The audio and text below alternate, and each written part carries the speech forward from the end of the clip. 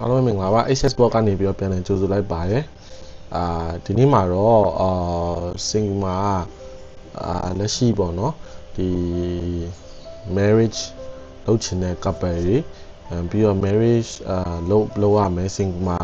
လည်းမင်္ဂလာဆောင်မယ်ပေါ့နော်ဘယ်လိုလုပ်ရမှမသိတဲ့လူငယ်တွေအတွက်ကျွန်တော်ဒီ marriage registration ဘယ်လိုလုပ်ရလဲဆိုတာကိုကျွန်တော်ဒီဗီဒီယိုထဲမှာပြပြပေးသွားမှာဖြစ်ပါတယ်ဆိုတော့ဒီစင်ကာပူမှာနိုင်ငံမှာ office register လုပ်ထားမယ်ဆိုရင်ကြတော့သူအတွေ့အတာချက်ကဘာရှိလဲဆိုတော့ဟို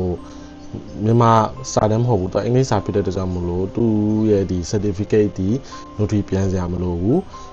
အဲ့တစ်ချက်ပြီးနံပါတ်2ချက်ကသူ့နိုင်ငံမှာရှိရဲဒီမှာ PR ရှောက်တဲ့ခါကြလို့ရှိလို့ရှင်ဒီရဲ့marriage certificate ကိုကျွန်တော်တို့ကဒီသူ့ရဲ့ဒီ PR ရှောက်တဲ့ process မှာကွာထည့်မယ်ဆိုလို့ရှိလို့ရှင်ကြတော့ဟိုမြန်မာဟိုလိုမျိုးအရှုပ်ရှင်ကင်းတယ်ပေါ့ဗျာသူ့ရဲ့ဒီ certificate ကိုသူ့မှာတုံးတဲ့ကြောင့်မလို့သူဒီဒါ legitimate ဖြစ်တယ်ပေါ့နော်ဆိုတော့ဒီ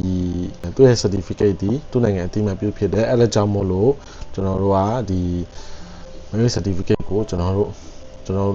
ရှောက်ထားတင်တယ်ပေါ့နော်ဒီမှာရှိရဲ့ couple တွေဆိုလို့ရှိရင်တော့ပတ်စံတော့နည်းနည်းကုန်တယ်ဆိုပေမဲ့လည်းပဲဒီမှာရှောက်ထားလိုက်ပေါ့နော်ဆိုတော့အဲ့ဒါလေးကိုကျွန်တော်ဒီဗီဒီယိုထဲမှာ online ကနေပြီးတော့ဘယ်လိုလုပ်ရလဲဆိုတာကိုကျွန်တော်ပြောပြပေးသွားမှာဖြစ်ပါတယ်ဆိုတော့ဒီလက်မှတ်ထိုးတဲ့စီမှာကြတော့ကျွန်တော်တို့က2မျိုးရှိရပေါ့နော်ဆိုတော့ပထမတစ်မျိုးကကြတော့ဒီဘယ်လိုခေါ်မလဲမင်္ဂလာဆောင်ခမ်းမတွေမှာလုပ်မှာလားပေါ့နော်နောက်တစ်မျိုးကကြတော့ကျွန်တော်တို့ကဒီသူ့ရဲ့ ROM ဒီ RM office မှာလုပ်မှာလားပေါ့ဆိုတော့အဲ့အလေးကိုကျွန်တော်ဒီ location ကတော့ဒီမှာပြထားပါတယ်ဆိုတော့အားလုံးပဲဒီဗီဒီယိုလေးကိုအဆုံးထိအားပေးလိုက်ကြပါအောင်เนาะ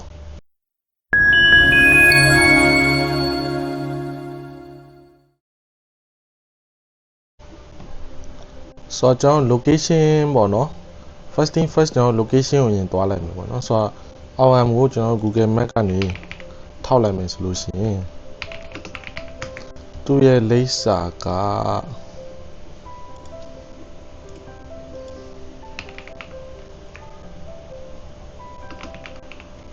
Registry of Marriage Welfare Avenue မှာရှိရပါတော့သူက City Hall ကနေပြီးတော့မှသူကဒီလို City Hall MRT ကနေဆင်းလာလဲရတယ်ပြီးတော့နောက်တစ်နေရာကတော့ကျွန်တော်တို့ဒီဘက်က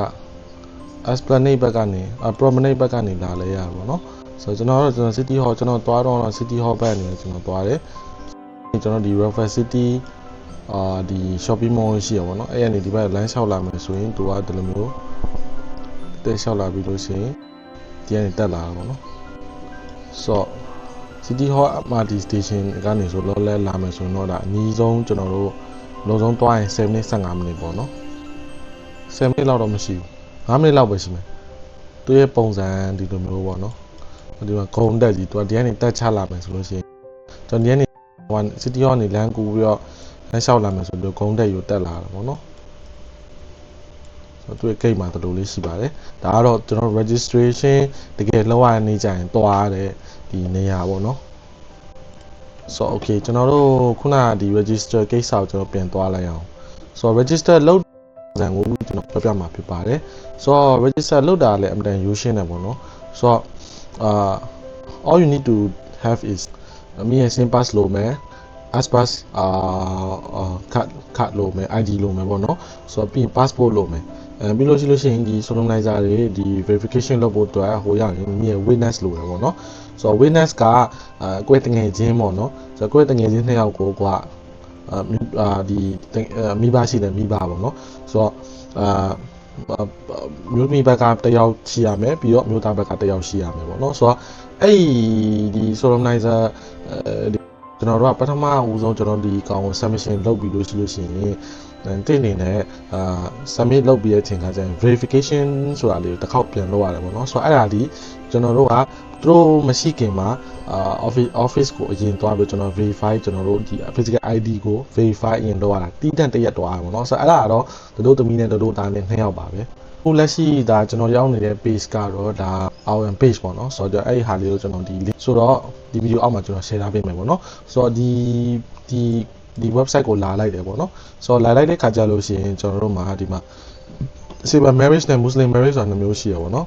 ဆိုတော့ကျွန်တော်တို့က muslim marriage ဆို muslim marriage ဘက်ကိုသွားမယ်ကျွန်တော် civil marriage ဆို civil marriage ကျွန်တော်တို့ကပုံမှန်သမားဆိုတော့ကျွန်တော်တို့ဒီ civil marriage ကိုသွားတယ်နှိပ်လိုက်တယ်ပေါ့နော်ဆိုတော့နှိပ်လိုက်ပြီးဆိုလို့ရှိရင်ကျွန်တော်တို့ဒီမှာstart marriage application မှာသူဒီမှာပြောပြထားပြီးသားနံပါတ်1က prepare yourself for marriage ဆိုတော့အဲ့ဒါကြတော့ကိုယ့်ရဲ့ဒီ partner နဲ့ဟိုဗာလဲဒီတိုင်းတော့မလုပ်ခင်မှာပြောတဲ့ဟာလေးပေါ့နော်ဆိုတော့ပြီးရင်ဒုတိယတစ်ချက်ကကြတော့ prepare your marriage application တော့ application ပြင်ဆင်မှုအတွက်လုပ်ခိုင်းတယ်ကျွန်တော်ခုနပြော document တွေရယ်ပြီးတော့ witness ရယ်document တွေရယ်ပြီးတော့ date and time ရယ်ပေါ့နော်ဆိုတော့ပြီးရင်နောက်တတိယတစ်ချက်ကကြတော့ book solo နိုင်စားပေါ့နော်ဆိုတော့ဒါကကြတော့ booking ယူရတယ် booking ယူရတဲ့စီမှာကြတော့ကိုအမြဲတမ်းတစ်ခုရှိရပါတော့ single မှာကြတော့ကိုလိုချင်တဲ့ date ကိုကိုလိုချင်တဲ့ date ကိုလိုချင်တယ်ဆိုလို့ရှိရင်ဘတော်မှာတစ်လနှစ်လကြိုမလုပ်ပါနဲ့အနည်းဆုံး5-6လလောက်ကြိုလုပ်ထားပါအဲ့တော့မှခုနပြောလို့တင်ရဒီသူလိုကိုလိုချင်တဲ့ date ကိုကအနည်းဆုံး6လလောက်ကြိုပြီးတော့ပုတ်တာတော့မှဒါရုပ်ကိုရမှာဖြစ်ပါတယ်မဟုတ်လို့ရှိရင်ကတ်မှဆိုတော့ဘတော်မှမရပါဘူးလူအများများပါတယ်အဲ့ဒါလေးကို technique တစ်ခုလုပ်ပေးပါဆိုတော့ okay ကျွန်တော်ဒီ submit marriage application ဒါတော့ submit လုပ်တယ်ပြီးရင် appointment ပေါ့နော် appointment attend လုပ်တယ်ပြီးရင်ခုနပြောလို့officially ဒါ register ဖြစ်သွားပြီပေါ့နော်ဆိုတော့ဒါသူတတ်မှတ်ချက်က22နှစ်အနည်းဆုံးရှိရမယ်အခြားတယောက်နဲ့မလက်ထပ်ထားရဘူးပြီးတော့must be legally dissolved ဖြစ်တာမှာပေါ့နော်ဆိုတော့ previous marriage ဒီlegally ကွဲထားမှာပေါ့နော်ကွဲထားပြီဆိုလိုက် divorce ကွဲထားပြီဖြစ်ရမယ်ဆိုတော့ဟုတ်ပါပြီကျွန်တော်ကြော်လိုက်ပါမယ်ဆိုတော့ကျွန်တော်တို့ဒီ application fee verification process ကိုတွားလိုက်အောင်ဆိုတော့ဒီမှာတင်မြင်တဲ့အတိုင်းပဲ simple ကို login ဝင်ရမှာဖြစ်ပါတယ်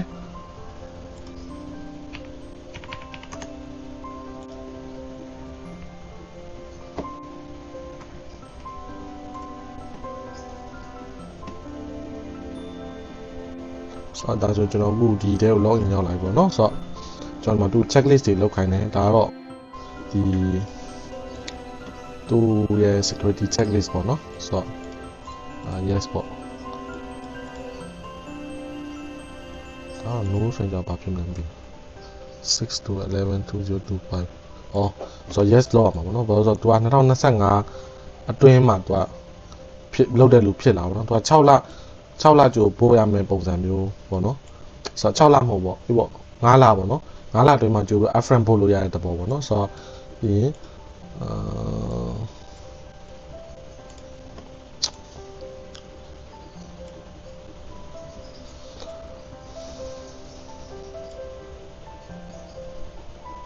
ဒါကြတော့သူတချို့တွေဒီတရုတ်တွေကျွန်တော် PR တွေဟိုဟာရှောက်ပေါ့နော် local နဲ့ပတ်စံပေး PR ရှောက်တဲ့ case အရှုပ်ရှင်းနေမရှိအောင်အဲလိုကျွန်တော်တို့က admit လုပ်ထားဆိုတော့ဒါတော့တရုတ်တွေအတွက်ပေါ့နော်ဆိုတော့ဒီကောင်တရုတ်တွေအတွက်ဒီကန့်တက်ချက်တွေရှိလာပေါ့ဆိုတော့ okay ကျွန်တော်ဒါကို continue လုပ်လိုက်မယ်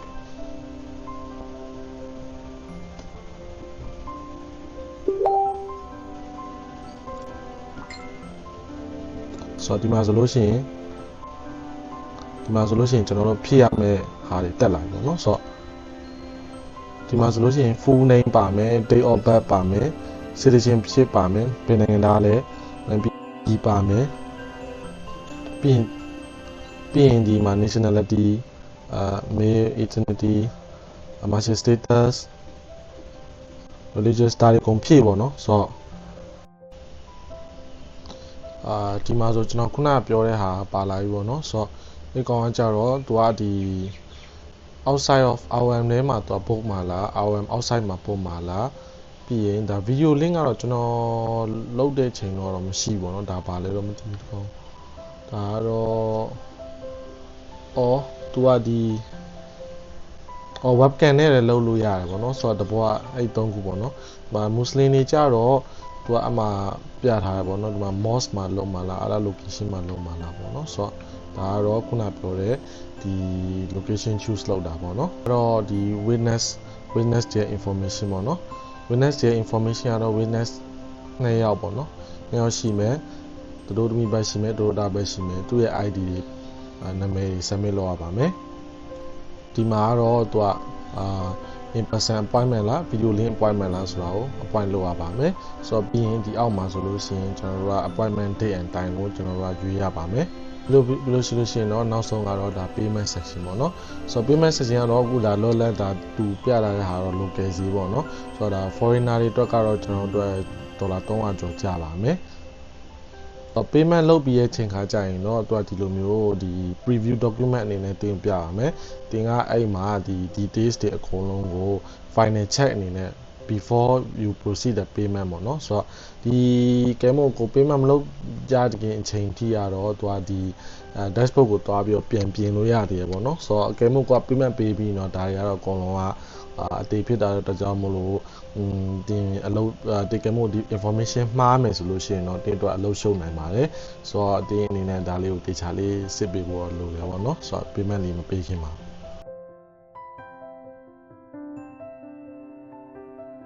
ဆိုတော့ကျွန်တော်ဒီဗီဒီယိုလေးက